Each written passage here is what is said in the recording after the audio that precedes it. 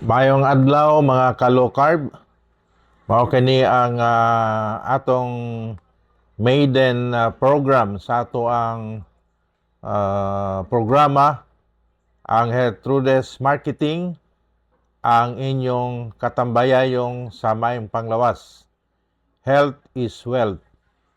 Ang atong hisgutan karong adlaw mao ang mga benepisyo sa low carb.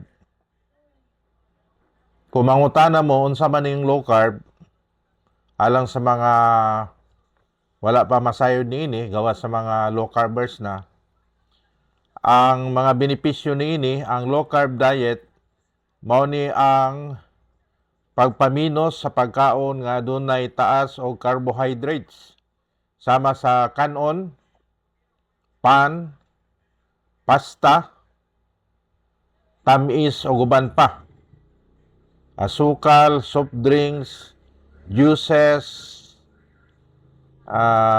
apil na nini ang mga prutas.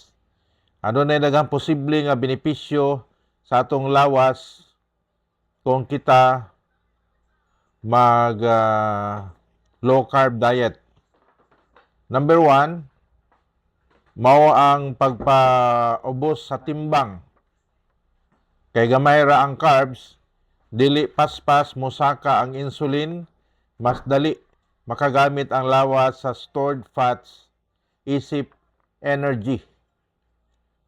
So instead of sourcing sa kining gikan sa carbohydrates, sa sugar intake nato o sa ginatawag nga mga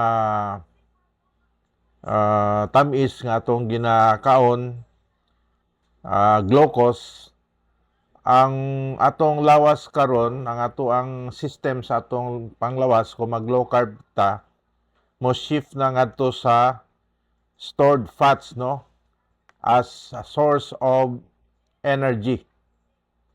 So dito na siya mokuha og energy sa mga tambok sa atong lawas, no. Kaya ang ato amanggong lawas na ano'y sources sa fuel or gasolina sa atong lawas para natay energy. Ang mga major sources sa gasolina sa atong lawas or fuel, ang glucose, no, gikan sa carbohydrates, mga sugar intakes nato, og ang mga stored fats, no, kining mga